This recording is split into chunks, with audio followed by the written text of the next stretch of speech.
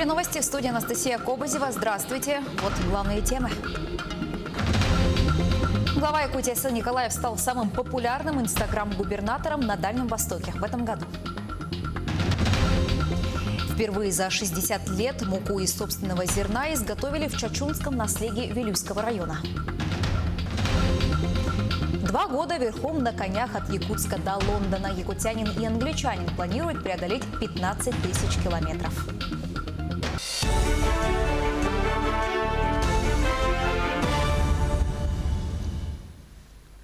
За сутки в регионе выявили 132 новых случая COVID-19. Это данные оперативного штаба Якутии по борьбе с коронавирусом. 58 заболевших в Якутске, 11 в Алданском районе, по 10 новых случаев в Мирнинском и Нерюнгринском районах. Чуть меньше – 9 в Мегино-Кангаласском.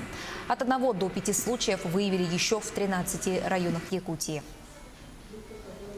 Работа удаленно, лекции и школьные уроки дистанционно. Это уже не кажется нам чем-то удивительным. Под вызовы нового времени подстроились и большие торжества. Так, церемония бракосочетания якутянки Виктории и француза Джофруа в Париже прошла через популярную видеоплатформу. О том, как онлайн-площадки объединяют людей по всему миру, смотрите в материале Айсены Бурнашовой. От обычных школьников до топ-менеджеров крупных компаний платформы видеосвязи еще никогда не были столь популярны. Собрания, экзамены, офисные летучки теперь неизменно проходят под прицелом камер. Спасибо, коллеги, я надеюсь, вы меня слышите. Онлайн-тенденциям не уступают и трогательные свадебные обряды. Якутянка Виктория и ее возлюбленный Джофруа скрепили свои сердца в ЗАГСе Франции. Регистрация брака состоялась незадолго до Рождества в Париже. Церемония транслировалась в режиме видеоконференции. Хоть гости и присутствовали на празднике лишь в онлайн-формате, но все же оригинальная церемония в духе карантинного времени прошла на ура. Поздравляем! Мне всегда казалось, что живое общение, живое присутствие, это самое главное. Но все просто были в восторге от того, что я решила провести свадьбу через Zoom с родственниками. Просто включаешь телефон и видишь всех своих родственников, всех своих родных. Это же так здорово, так замечательно. Виктория родилась в Якутии. По окончании школы переехала в Москву. С Джофом она встретилась 2,5 года назад за границей. Молодожены признаются – это любовь с первого взгляда, чувства, стирающие все границы.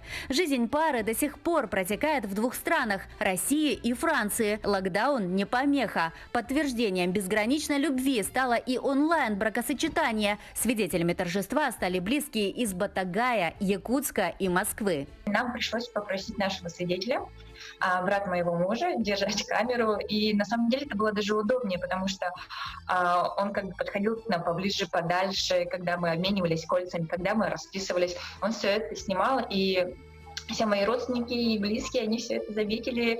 Слова поздравления и крики горько, но только с экранов монитора. Саму же свадьбу молодожены намерены провести в России в духе традиций и непременно офлайн. Вика и Джоф надеются, что к тому моменту пандемия закончится, и они не просто увидят своих родных и близких, но и обнимут. Айсена Бурнашова, Джур Березкин, Москва, Париж. Глава Якутии Сын Николаев стал самым популярным инстаграм-губернатором на Дальнем Востоке в этом году. Рейтинг составила редакция Federal Press. У руководителя региона 160 тысяч подписчиков в инстаграм. Некоторые посты главы набирают до 7 тысяч лайков. Одним из настоящих новогодних хитов Якутии медиахолдинг назвал видеоролик, в котором жители Тикси в костюмах Деда Мороза, Снегурочки и символа 2021 года зажгли новогоднюю елку во время пурги. Также в рейтинг вошли губернаторы Приморского края Олег Кожемяка, Амурской области Василий Орлов, в Рио губернатора Хабаровского края Михаил Дегтярев и глава Бурятии Алексей Цыденов. Управление молодежной и семейной политики Амгинского района признано лучшим в Якутии. По итогам 2020 года отличившимся жителям и волонтерам района вручили награды. Также были отмечены общественные организации, которые внесли вклад в развитие молодежной политики. В этом году грантовую поддержку получили 4 проекта.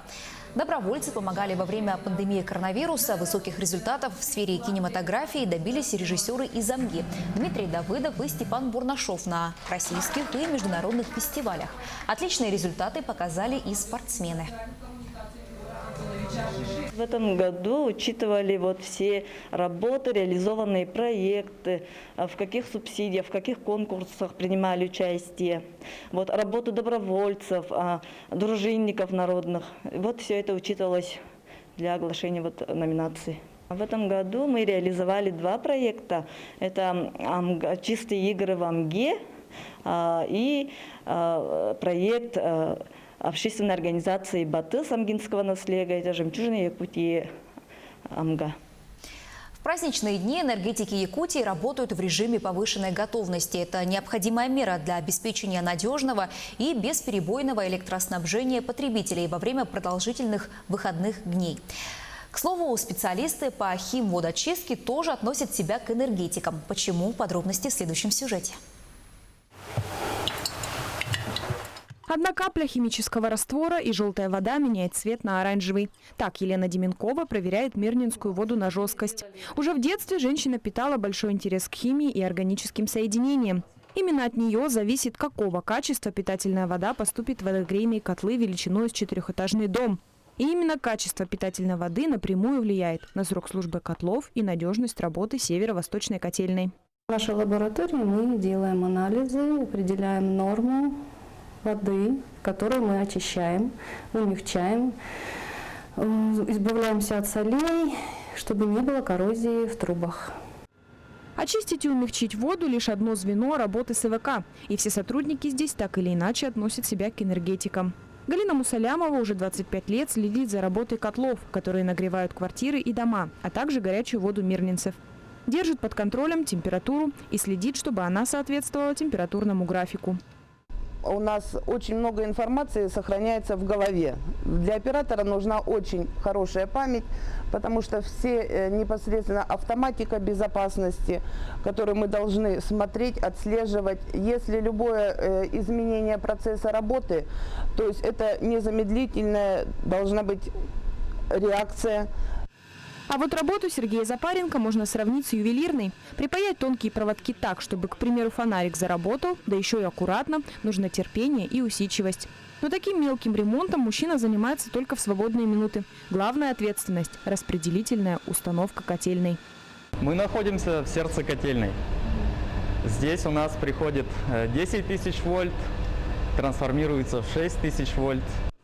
Именно эта небольшая, но опасная станция должна работать бесперебойно, для того, чтобы город не остался без тепла. Работать здесь нужно строго в резиновых перчатках и обуви.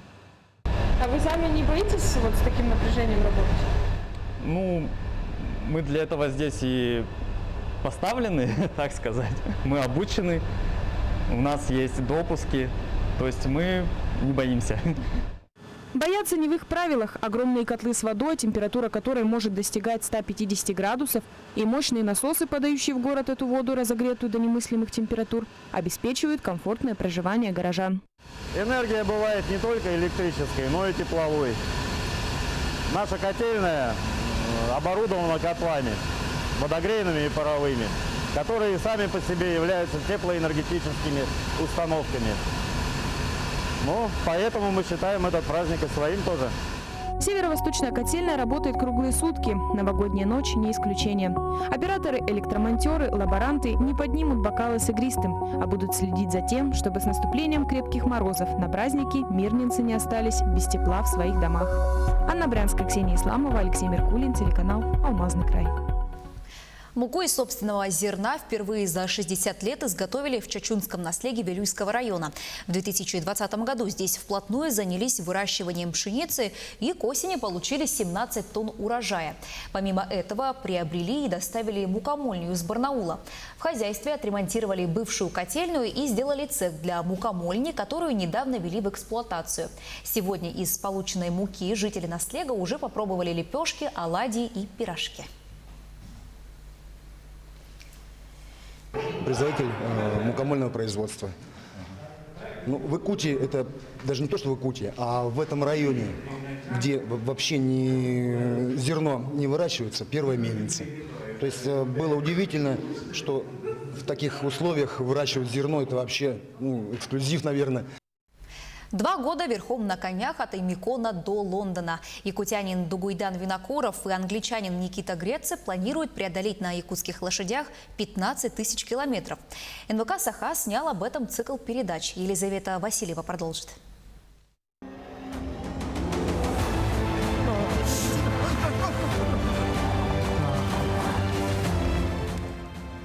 «15 тысяч километров верхом на конях от Аймикона до Лондона». Дальняя экстремальная поездка уроженца Аймикона Дугуйдана Винокурова и англичанина Никита Грецы начнется уже в феврале и продлится 2 года. Путешественники возьмут с собой всего 4 коня. Планируют по дороге открыть собственный YouTube-канал. Никита Грецы уже в декабре прошлого года приехал в Якутию, чтобы получше узнать якутскую лошадь. Особенность якутскими лошадьми – это разница большая, потому что они сильно отличаются от других лошадей. Ну, они не домашние. Домашние лошади привыкли, там люди постоянно ее кормят, все ухаживают, да.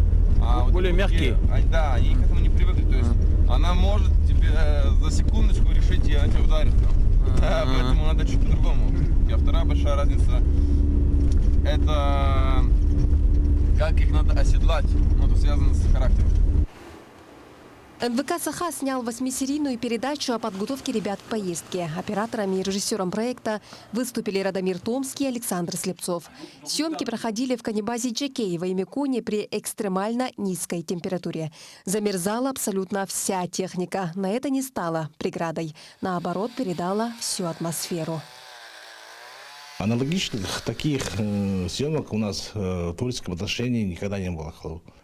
Там стояло градус ниже 58 градусов по Цельсию. И вот таких долгих работ съемочных в открытом пространстве никогда не было. Из-за этого, исходя из этого, мы набрали очень много опыта. Поездка не носит научный смысл. У путешественников цель одна – это попробовать пройти 15 тысяч километров всего на 4 лошадях. У них цель просто доехать, потому что никто этого не делал раньше до них. То есть, может быть, не то, что может быть, а точно делали такие длинные переходы, но меняя лошадей. То есть через каждые 50-100 километров меняли и уже свежую лошадь брали. А вот сейчас их задача именно на одной лошади поехать. Хотят проверить, возможно это или невозможно. Проект до Лондона на якутских лошадях запустят уже 11 января с понедельника по четверг. Начало в 9 часов вечера в эфире телеканала НВК «Саха». Елизавета Васильева, Георгий Григорьев, Якутск. Якутская лента «Царь-птица» вошла в число главных фильмов десятилетия России. Региональное кино достигло зрелости и готово стать полноценной составляющей отечественного кинопроцесса. Об этом написал выпускающий редактор интернет-портала «Профи-Синема» Алексей Беззубиков. Также отмечается, что после триумфа ленты «Царь-птица» региональные фильмы стали постоянными участниками ведущих российских смотров.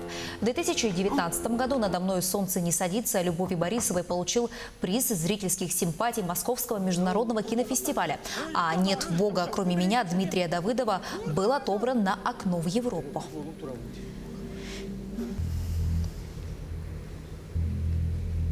На этом все. Я с вами прощаюсь. Берегите себя, носите маски и перчатки, соблюдайте социальную дистанцию. До встречи.